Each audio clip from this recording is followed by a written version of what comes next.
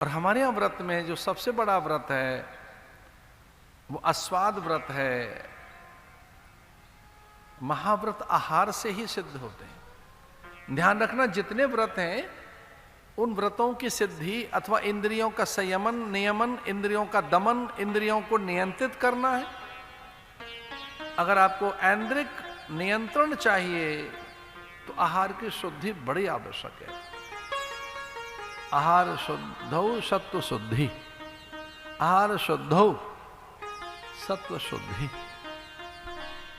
हमारे महापुरुष कहते हैं, शास्त्र कहते हैं कि सत्व की वृद्धि के लिए आप में सात्विकता आए, पवित्रता आए, आप में दिव्य ऊर्जा और तेज का जागरण हो, इसके लिए आहार पवित्र बनाओ।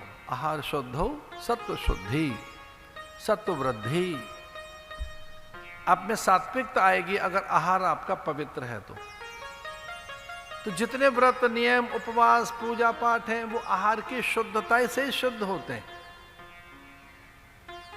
इसलिए हम भारतीयों को ये बात समझ आती है कि हमें उपवास करना चाहिए, शुद्ध सात्विक आहार लेना चाहिए, शाक फल लेना चाहिए, अधिक लवण न हो, तीक्ष्णता न हो, रुक्षता न हो, दाहकता न हो। भारतीय तो जानते हैं इस बात को। उपवास करते हैं, कई बार अन्न को त्याग देंगे, जड़ पदार्थों का त्याग कर देंगे, शाक फल ही लेंगे, भूमि शयन करेंगे। अन्न से ही तो मन बनता है। अन्नाद ब्रह्म, अन्न ब्रह्म है लेकिन अन्नाद मन, अन्न से मन बनता है। पानी से वाणी बनती है। तो हमारे यहां तो जल का भी विचार बताया कि जल कैसा होना चाहिए। जल की शुद्धि बताई है कि उसे उबालिए, छानिए। जल पर कितना विचार है हमारे यहाँ। वायु का बड़ा विचार है, हमारे अन्न का बड़ा विचार है। हम कितने ही समतावादी बन जाएं लेकिन हर किसी के साथ अन्न का व्यवहार नहीं करते। रोटी बेटी का व्यवहार अभी भी एकदम खुला कहाँ है भारत में। किनके साथ रोटी बेटी के संबंध रखने हैं? रोटी माने अन्न, अन्न के साथ। अन्न की बड़ी महिमा है। अन्न को क्या करें? उसको प्रसाद बनाइए। ब्रह्मार्पणं ब्रह्म भी ब्रह्मागनौ ब्रह्मणा हुतम ब्रह्मैव तेन गंतव्यम ब्रह्म कर्म समाधिनः। इसलिए अर्पण करो, अन्न आहुति दीजिए, यज्ञ कीजिए, अन्न को प्रसाद बनाइए। हम तो निवेदन करेंगे आपसे कि भोजन भगवान को पहुंचाओ।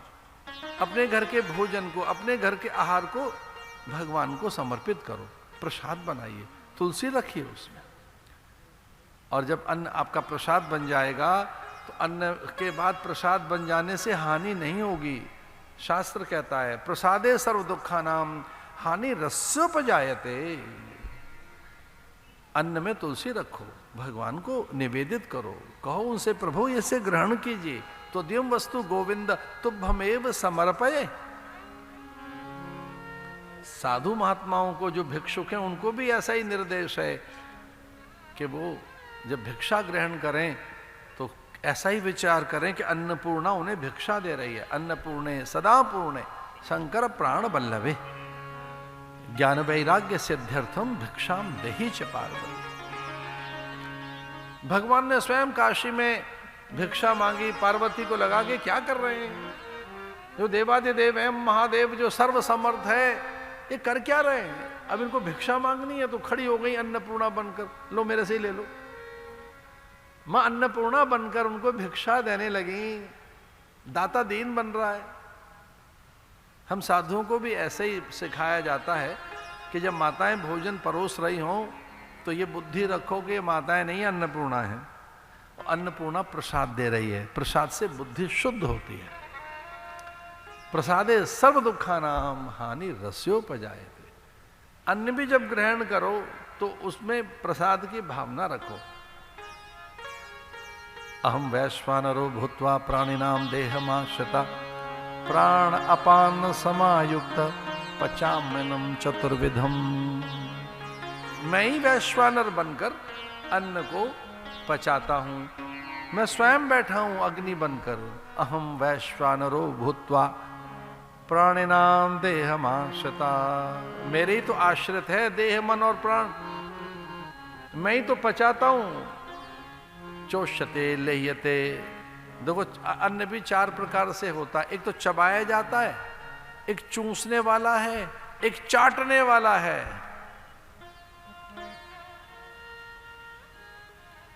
पीने वाला, सत्तू पिया जाएगा, अवले चाटा जाएगा, चना चबाया जाएगा।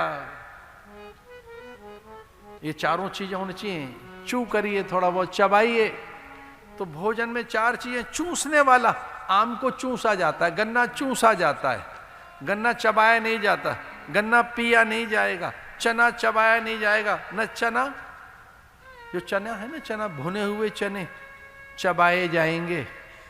कोकोनट जो खोपरा है, गोला है, जो ऐसे गीला कोकोनट है, उसे चबाइए, रिंकल नहीं पड़ेंगे। थोड़ा दांतों की एक्सरसाइज कराइए, झुर्रियां नहीं पड़ेंगी।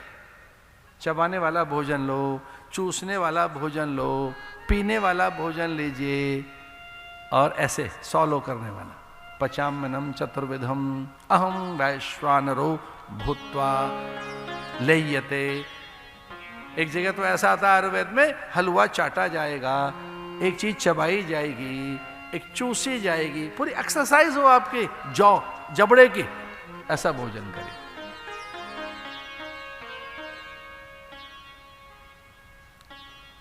इसलिए पति पत्नी ने विचार किया कि भगवान की प्राप्ति के लिए अब हमें तप करना चाहिए।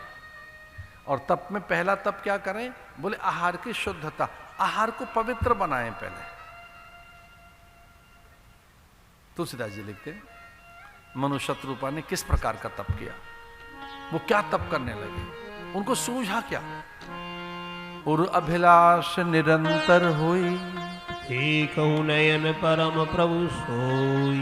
अपने संकल्प पर इतना विश्वास कि हम संकल्प करेंगे भगवान प्रकट होंगे संतान के रूप में, इतना विश्वास पति पत्नी को। लेकिन पहले हमें शुद्ध करना चाहिए, अपने को पवित्र करना चाहिए, इसे योग्य तो बने कि भगवान के माता पिता कहलाएं। तो क्या करना चाहिए?